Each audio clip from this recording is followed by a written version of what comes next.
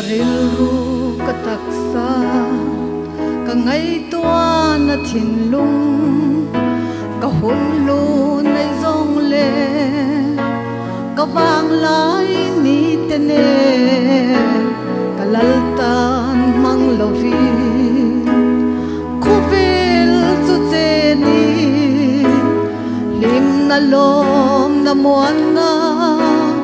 a om chuang si lo min mai da mang che lal pa min mai dam ro